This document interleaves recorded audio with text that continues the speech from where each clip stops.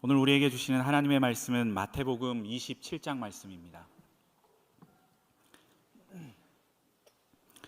마태복음 27장 11절에서 26절까지의 말씀인데요. 저와 여러분이 한 절씩 교독해서 말씀 보도록 하겠습니다. 마태복음 27장 11절 말씀입니다. 예수께서 총독 앞에 섰음에 총독이 물어 이르되 내가 유대인의 왕이냐? 예수께서 대답하시되 내 말이 옳도다 하시고 대제사장들과 장로들에게 고발을 당하되 아무 대답도 아니하시는지라. 이에 빌라도가 이르되 그들이 너를 쳐서 얼마나 많은 것으로 증언하는지 듣지 못하였느냐 하되 한마디도 대답하지 아니하시니 총독이 크게 놀라워하더라. 명절이 되면 총독이 무리의 청원대로 제수한 사람을 놓아주는 전례가 있더니 그때 바라바라 하는 유명한 죄수가 있는데 그들이 모였을 때에 빌라도가 물어 이르되 너희는 내가 누구를 너희에게 놓아주기를 원하느냐 바라바냐 그리스도라 하는 예수냐 하니 이는 그가 그들의 시기로 예수를 넘겨준 줄 알미더라. 총독이 재판석에 앉았을 때에 그의 아내가 사람을 보내어 이르되 저 옳은 사람에게 아무 상관도 하지 마옵소서. 오늘 꿈에 내가 그 사람으로 인하여 애를 많이 태웠나이다 하더라.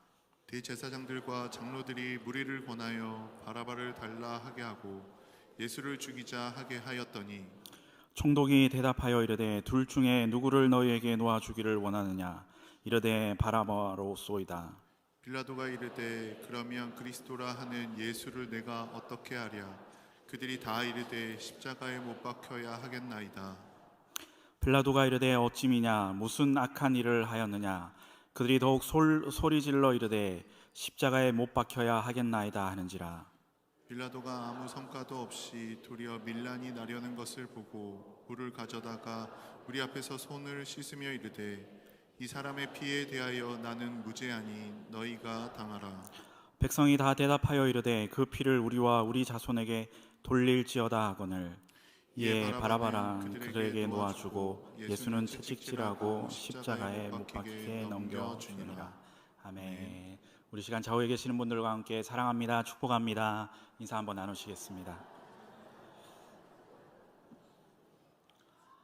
오늘도 우리가 하나님 앞에 기도하며 나아갈 때 하나님께서 주시는 놀라운 은혜를 또 하나님의 음성을 듣는 이 밤 되기를 간절히 소망합니다. 사람은 누구나 자기 잘난 맛에 산다라는 말이 있습니다. 나름대로 자신의 꿈과 또한 자신의 목적을 가지고 살아간다라는 뜻입니다. 어떤 사람은 학문으로서 나는 이 세계를 한번 제패해 보겠다라고 생각하는 사람들이 있고 어떠한 사람은 부를 축적하기 위해서 부단히 노력하는 사람이 있는가 하면 어떤 사람은 나는 운동으로 내가 잘할 수 있는 운동으로 한번 내 이름을 떨쳐보겠다라고 생각하며 살아가는 사람도 있습니다. 또한 어떤 사람들은 이 박수와 이 환호를 받으면서 인기를 따라서 살아가려고 하는 사람들도 있습니다. 그래서 그 일에 승부도 걸기도 하면서 자기 인생의 이 모든 것을 걸며 각각의 모습으로 살아가고 있습니다. 그러나 그들 스스로의 목적을 가지고 이 세상에서 어떻게 살아갈지 고민도 하고 또 노력도 하고 그렇게 목표를 향해 달려가지만 그가 어떻게 살았는지에 대한 평가는 사람들이 아니라 하나님께서 하신다라는 사실을 우리는 깨달아야 합니다. 어떠한 사람은 일생을 자기가 하고 싶은 대로 그냥 막 살았는데 마지막에 은혜를 입는 사람이 있는가 하면 어떤 사람은 일생을 무난하게 살았는데도 불구하고 마지막에 한 번의 실수로 자신의 모든 것들을 날리는 그러한 모습들을 우리가 주위에서 어렵지 않게 접해볼 수 있습니다. 오늘 성경에 나타난 이 빌라도라는 인물 너무나도 잘 알고 있는 인물이죠. 정치인답게 이 사람들의 요청과 또 박수와 환호를 따랐지만 예수님을 십자가에 내어줌으로써 그는 결정적인 실수와 이 돌이킬 수 없는 불행한 인물로 역사의 길이 기록되고 있는 인물이다라고 그렇게 말할 수 있습니다. 오늘 본문의 말씀은 이 예수님이 총독 빌라도 앞에 서시고 본격적인 이 순환이 시작되는 장면으로 시작합니다. 이 본문을 구체적으로 살펴보기 전에 이 빌라도와 이스라엘의 백성들의 태도가 어떠했는지 잠시 한번 살펴보려고 합니다. 먼저 빌라도는 예수님에게 이 죄가 없음을 알고 있었다라고 오늘 성경은 기록하고 있습니다. 그런데 이 성난 군중들의 이 요구를 들어주면서 예수님을 내어주고 예수님에 대하여서 자신은 죄가 없다라고 무죄하다라고 그렇게 외칩니다. 하지만 그가 아무리 자신의 무죄를 강조한다 해도 당시 이 사형의 집행권을 가지고 있었던 빌라도가 예수님의 무죄하심을 알고도 십자가에 못 박은 것은 공의를 행해야 할 자로서 엄청난 죄악을 범했다라는 사실은 분명한 사실입니다. 즉 그는 모든 불의한 자의 대표로 예수님의 죽음에 관여했던 핵심적인 인물이라고 말할 수 있습니다. 다음은 유대인들의 태도입니다. 그들은 이 예수님을 죽인 책임을 자신과 자손들에게 돌리겠다라는 장면이 오늘 성경에 기록되어 있습니다. 이는 실로 하나님을 두려워하지 않는 패역한 자들의 모습을 그대로 보여주고 있습니다. 그들은 결국 이 예루살렘 멸망 당시에 110만이라는 엄청난 수가 학살당했을 뿐만 아니라 2차 세계대전 당시에는 무려 600만이라는 세계사의 전무후무한 수가 학살당해야 했다는 사실입니다. 여기서 우리는 진리를 거스려 불의를 행하는 자가 어떠한 결과를 가져오느냐 하는 것을 우리는 교훈 삼아야 합니다. 그렇다면 오늘 이 빌라도의 이야기를 통하여서 우리들에게 주시는 교훈의 말씀은 무엇인지 짧게 한 3가지 정도를 살펴보면서 은혜를 나누고자 합니다. 첫 번째는 이 예수님 앞에 선 자는 은혜가 필요하다라는 사실입니다. 오늘 본문의 시작은 예수님께서 이 빌라도 앞에서 신문을 받으며 시작합니다. 빌라도는 예수님에게 내가 유대인의 왕이냐라고 질문을 하면서 예수님의 제목을 확인합니다. 이것은 유대인들이 예수님을 유대인의 왕으로 자처하면서 민중을 선동해 로마의 반란을 꾀한 자로 고소했기 때문입니다. 빌라도가 유대인의 왕이라는 호칭을 사용한 것은 이 이방인의 관점을 반영한 것인데, 유대인들은 이 자신을 칭할 때 유대인이 아니라 이스라엘이라는 호칭을 사용했기 때문입니다. 마태복음에서 이 유대인의 왕은 오직 이방인들만 쓰는 표현인데, 이는 예수님이 구약 언약의 성취로 오셨음을 보여주시는 것이기도 합니다. 그리고 예수님은 빌라도의 질문에 이 내 말이 옳도다라고 그렇게 한마디만 대답을 하십니다. 이 총독의 질문 앞에 예수님은 두려워하지 않고 당당하게 자신은 유대인의 왕이다라고 밝힙니다. 그런 예수님을 대제사장과 장로들은 계속해서 고소하고 있는 것이죠. 이들은 예수님이 스스로를 하나님의 아들 그리스도라고 인정한 것에 대한 질책입니다. 하지만 예수님은 그 말 이외에는 아무런 말도 하지 않으십니다. 그런데 우리는 여기서 한 가지 눈여겨볼 것이 있습니다. 본문 11절 말씀을 보면 총독 앞에 예수님이 섰다라고 그렇게 말하지 않습니다. 마치 빌라도를 신문하는 재판장처럼 예수께서 총독 앞에 섰다라는 것을 우리는 눈여겨볼 필요가 있습니다. 이것은 예수님께서 빌라도에게 재판받으시는 것이 아니라 마치 빌라도가 예수님께 재판받는 듯한 인상을 줍니다. 물론 이는 이 마태의 의도적인 기록이었는지도 모릅니다. 마태는 빌라도가 총독이었으나 그 역시 이 주님의 눈으로 볼 때는 주님의 판결을 받아야 할 죄인에 불과하다라는 것을 이와 같이 묘사한 것입니다. 그렇습니다. 빌라도는 지금 비록 예수님을 재판하는 위치에 있었지만 사실은 예수님 앞에서 일생일대에 가장 중요한 재판을 받고 있는 것이었습니다. 그는 이 재판의 자리에서 그의 행동에 따라 영생도 또한 영벌도 받을 수 있었습니다. 예수 그리스도께서 서신 그곳은 어디라도 사람으로 하여금 이 영원한 생명과 영원한 형벌을 받게 만드는 재판장이 될 수 있다는 사실을 우리는 깨달아야 합니다. 그러므로 빌라도는 예수님을 판단하는 자리에서 내려와 겸손히 주님께 은혜를 구해야 했습니다. 이 세상에서 절대적인 심판권을 지니신 주님을 판단할 자는 이 세상 어디에도 없습니다. 그러나 빌라도는 안타깝게도 자신의 처지와 주님의 존재를 알지 못하고 주님을 함부로 단죄함으로써 주님의 은혜를 입지 못하고 도리어 영원한 저주의 대상이 되고 말았다는 사실입니다. 사랑하는 성도 여러분, 오늘 우리도 주님 앞에 서 있음을 우리는 기억해야 합니다. 우리가 입버릇처럼 습관적으로 하는 이야기, 믿음, 하나님을 믿는다, 그리고 우리가 입버릇처럼 하는 코람데오라는 단어, 우리는 사실 너무나도 쉽게 말하고 있지 않습니까? 코람데오가 얼마나 두렵고 떨리는 말인지, 떨리는 단어인지 우리는 바르게 인식해야 합니다. 우리가 하나님 앞에서 살아간다라고 말하지만 정말 우리는 하나님 앞에서 믿음의 삶을 살아가고 있습니까? 하나님 앞에서 하나님을 믿는 자처럼 믿음으로 살아가고 있습니까? 하나님을 전적으로 의지하면서 성령님과 동행하는 삶을 살아가고 있습니까? 그렇지 않음에도 불구하고 우리는 늘 믿음으로 살아간다라고 습관적으로 이야기합니다. 우리는 하나님 앞에서 살아가는 사람이라고 자연스럽게 우리는 말하고 있지 않습니까? 주님 앞에 서 있음을 진실한 마음으로 고백할 수 있기를 간절히 소망합니다.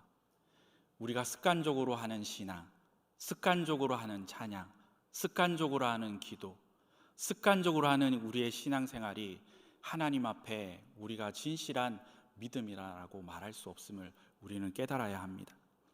인간은 누구나 다 주님 앞에 서 있는 것입니다. 뿐만 아니라 우리는 마지막 날에 하나님의 심판대 앞에 서야 한다는 사실 또한 기억해야 합니다. 우리가 반드시 기억해야 할 것이 한 가지가 있다면 그렇기 때문에 우리는 주님의 은혜가 필요한 자들이라는 사실입니다. 우리 힘으로 아무것도 할 수 없습니다. 우리가 하나님 앞에 살아간다라는 고백은 우리가 하나님 앞에 우리의 신앙생활을 잘하여서 우리가 떳떳하게 살아가기 때문에 우리가 하나님 앞에 살아가는 것이 아니라 하나님의 도움이 없으니 우리가 단 하루도 살아갈 수 없다는 믿음의 고백인 것이죠. 우리의 신앙은 여기서부터 출발해야 합니다. 우리의 신앙은 우리의 능력이 아니라 천지를 창조하시고 지금도 살아계셔서 역사하시는 하나님, 지금도 이 우주 만물을 섭리하시는 하나님, 그 하나님을 의식하며 그 하나님 앞에서 믿음으로 살아가는 것이 우리의 신앙의 시작입니다. 저는 간절히 소망하기를 의식적인 습관적인 신앙생활이 아니라 하나님 앞에서 진실한 마음으로 믿음으로 살아가는 저와 여러분이 될 수 있기를 주님의 이름으로 축복합니다.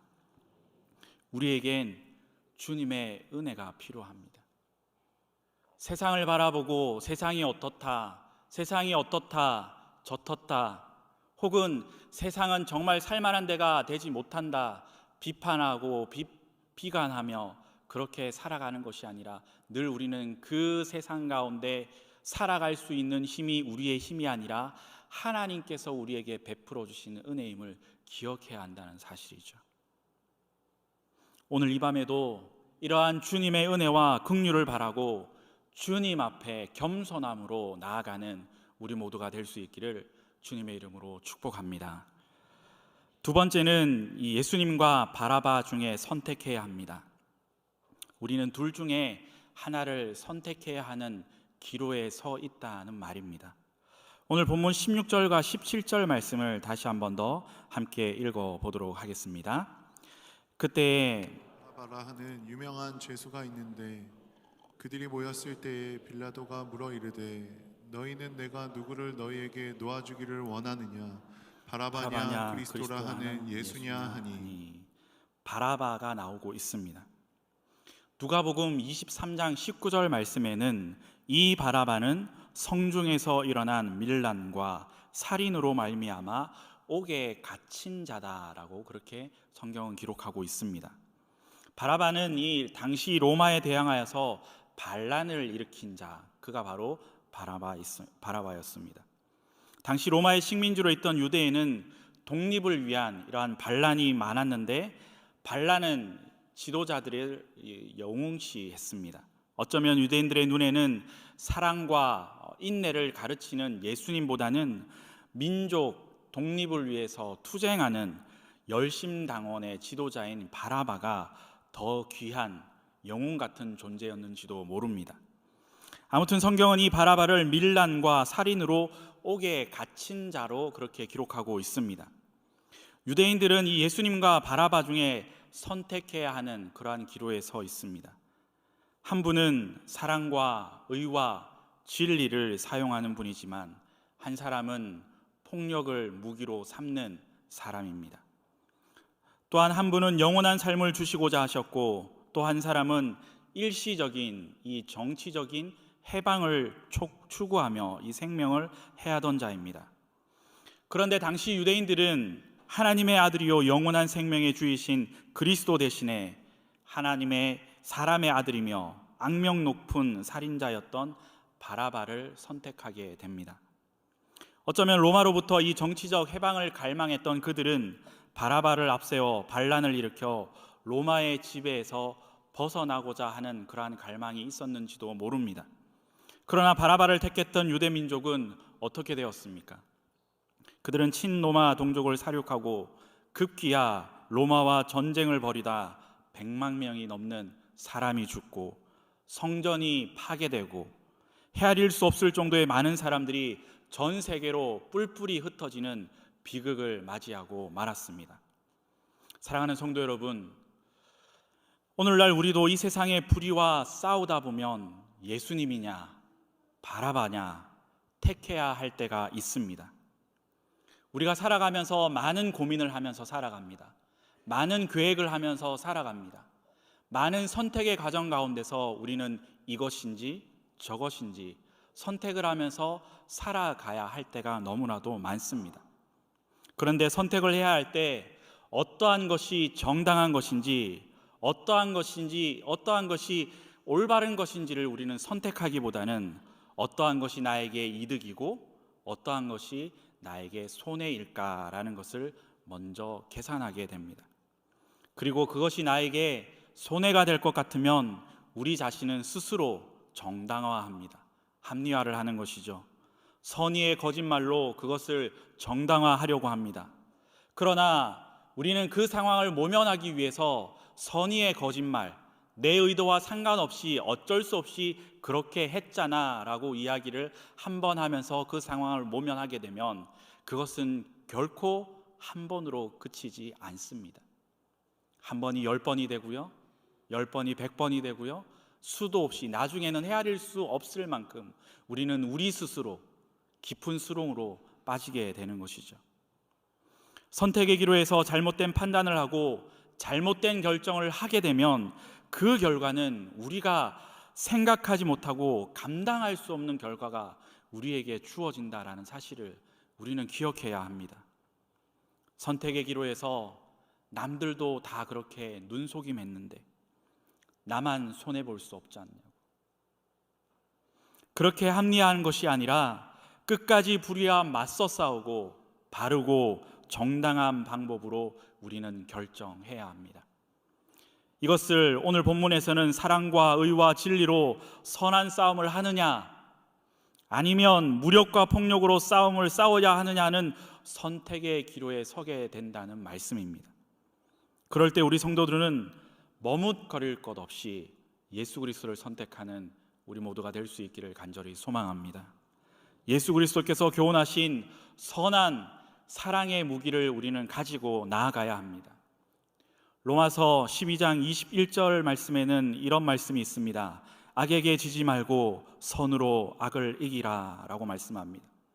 또한 데살로니가전서 5장 15절 말씀에는 삼가 누가 누구에게든지 악으로 악을 갚지 말게 하고 서로 대하든지 모든 사람을 대하든지 항상 선을 따르라 라고 말씀합니다. 어떠한 상황 가운데 우리의 판단으로 선택하는 것이 아니라 모든 사람을 대할 때 항상 선을 따르라 라고 말씀합니다. 저는 우리 스스로가 정당화하고 우리 스스로가 자신의 합리화 가운데 선의의 거짓말을 하는 것이 아니라 항상 선한 편에 설 수 있는 우리 모두가 될 수 있기를 간절히 소망합니다. 바라바식의 싸움을 택한다면 승리자가 아니라 악에게 지는 패배자가 되고 맙니다. 그러기에 사랑과 이 선과 의로 행치 않는 일은 성도에게 모두 후회할 것밖에 되지 않는다는 사실을 우리는 반드시 기억해야 합니다. 그리스도와 바라바 중 하나는 선택할 순간에, 또한 그것을 선택한 순간에 서게 될 때에 그리스도를 택함으로 하나님의 의를 이루어가는 저와 여러분의 삶이 될 수 있기를 주님의 이름으로 축복합니다. 마지막 세 번째는 시기는 사탄이 주는 죄의 유혹이라는 사실을 우리는 기억해야 합니다. 오늘 본문 18절 19절 말씀을 같이 함께 다시 한 번 더 읽어보도록 하겠습니다. 이는 그가 그들의 시기로 예수를 넘겨준 줄 알미더라. 총독이 재판석에 앉았을 때에 그의 아내가 사람을 보내어 이르되 저 오른 사람에게 아무 상관도 하지 마옵소서. 오늘 꿈에 내가 그 사람으로 인하여 애를 많이 태웠나이다 하더라. 이 빌라도와 그의 아내가 예수님께서 죄가 없다는 것을 알고 있었다라는 것을 단편으로 보여주는 말씀이라고 할 수 있습니다. 대제사장들과 이 장로들의 시기로 예수님을 빌라도에게 넘겼다라고 증언하고 있습니다. 여러분, 시기와 질투가 무엇일까요? 제가 시기라는 단어를 찾아보니까 이렇게 기록합니다. 타인이 가지고 있는 것을 내가 갖지 못해서 미워하고 질투하는 감정, 이것을 시기다라고 그렇게 정의합니다. 그러면 질투란 무엇일까요? 질투란 타인이 나보다 나은 점을 가지고 있어서 미워하고 질투하는 감정이다라고 그렇게 정의하고 있습니다. 유대 종교 지도자들은 그들의 시기로 말미암아 하나님의 아들이요 이 세상을 구원하실 그리스도를 죽이고 마는 엄청난 죄를 범하고 말았습니다. 시기는 이와 같이 사람들로 하여금 걷잡을 수 없는 죄로 나아가게 합니다. 이 시기는 사회에서도, 우리가 살아가는 세상에서도, 혹은 교회에서도 가장 큰 피해를 주는 것이다라고 그렇게 말할 수 있습니다. 이 사탄의 유혹에 빠진 사람들이 오늘날 교회와 사회를 어지럽히고 있습니다. 아리스토텔레스는 이렇게 이야기합니다. 시기는 타인이 소유하고 있는 것을 소유하고자 하는 욕망이다라고 그는 정의하였습니다. 그만큼 시기가 살아가는 가운데 굉장히 무서운 악영향을 끼친다라는 것을 말해주고 있습니다. 뉴스를 종종 보면 여러 가지 사건 사고의 뉴스들이 많이 있습니다. 그런데 저는 뉴스를 통해서 전교 2등을 한 학생이 자살했다라는 뉴스를 들으면서 굉장히 마음이 아팠던 적이 있습니다. 왜 전교 2등을 했는데 자살을 했느냐? 전교 1등을 하지 못해서 자살을 했다는 것입니다. 모르긴 몰라도 학교에서 전교 2등을 했는데 자살하는 나라는 우리나라 사람들밖에 없지 않을까, 그렇게 생각이 되어집니다. 너무 슬픈 현실입니다. 왜 그럴까요? 전교 2등을 했는데 왜 자살을 선택할까요? 내가 최고의 자리에 올라야 한다는 그 마음, 시기와 질투의 마음이 있기 때문이죠.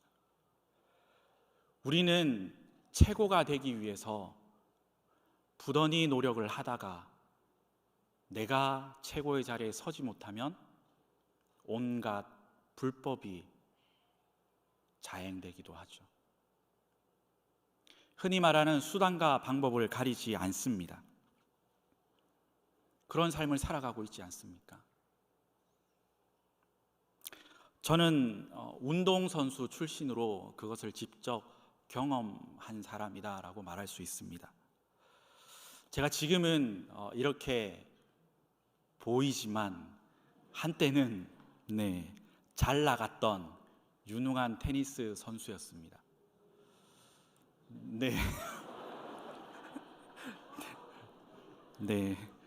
갑자기 당황했습니다.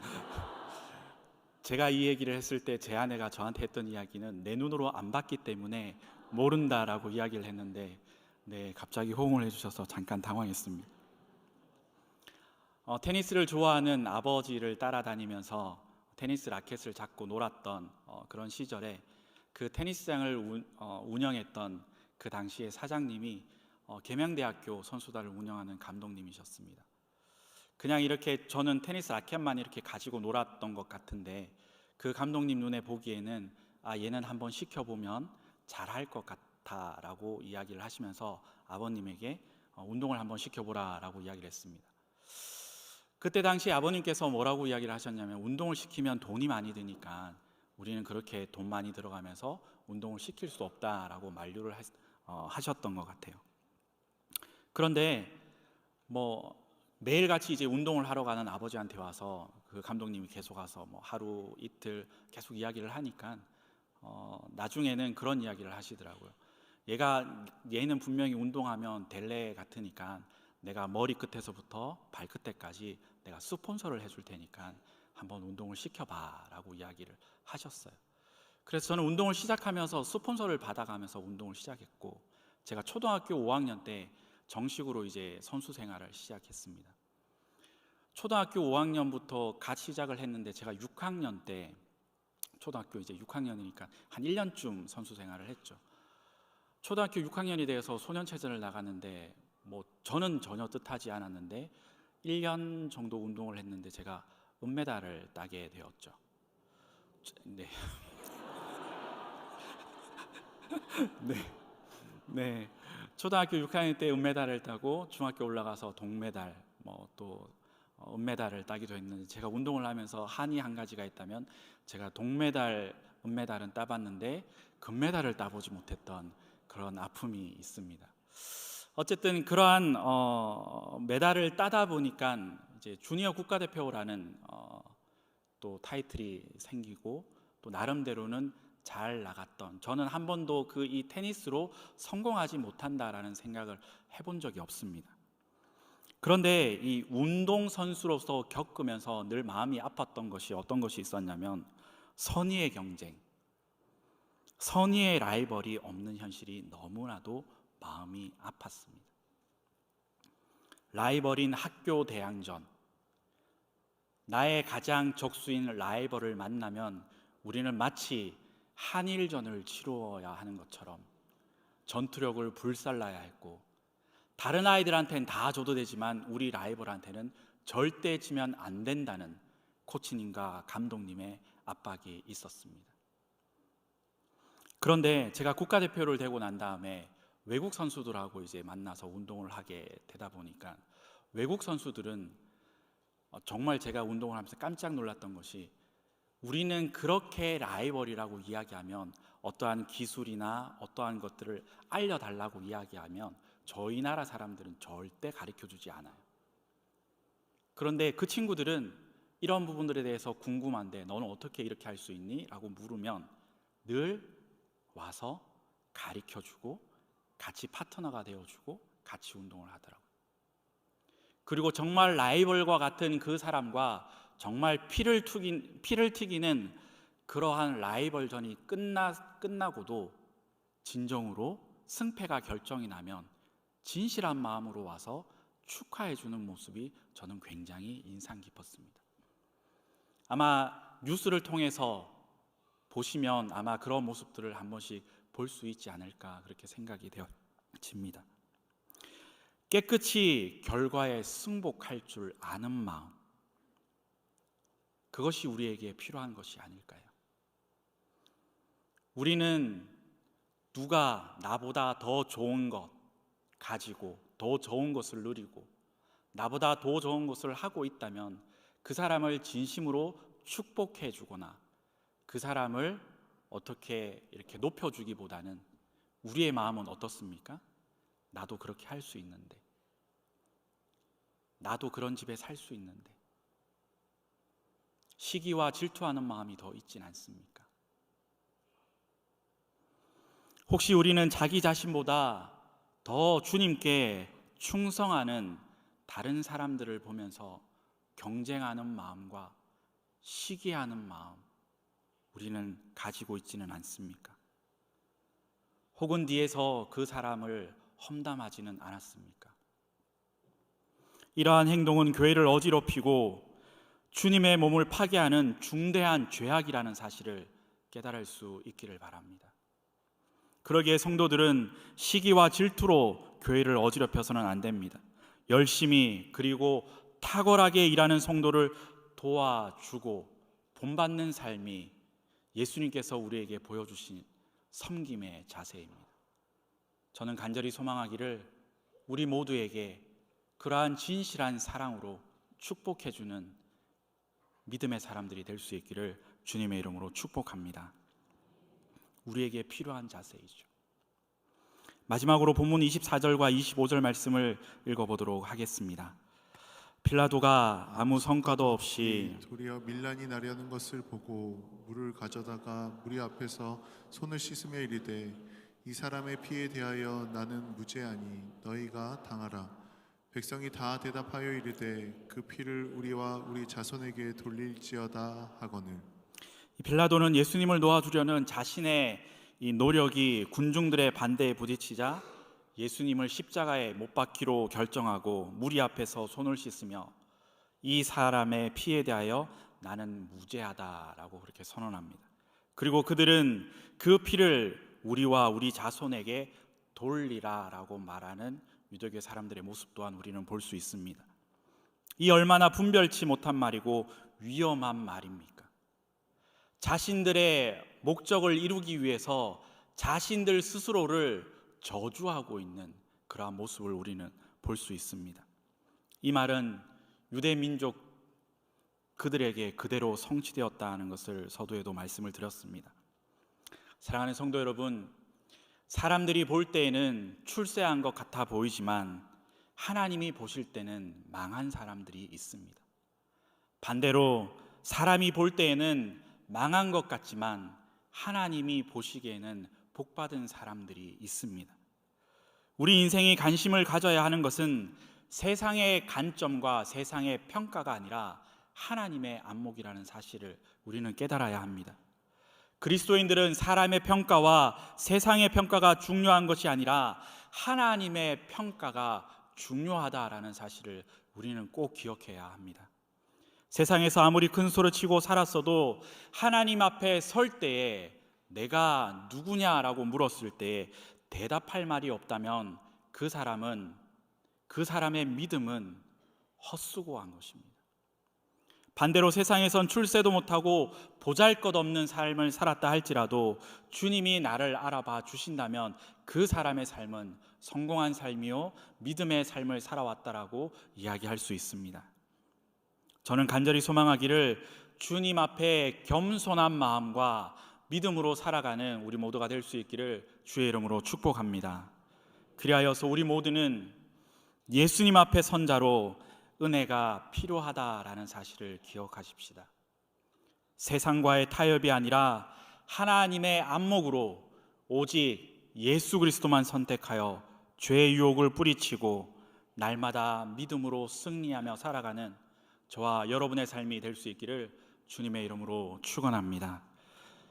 우리 시간 말씀을 생각하며 함께 찬양하도록 하겠습니다.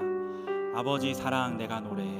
우리 시간 주신 말씀을 생각하면서 믿음으로 고백하기를 원합니다.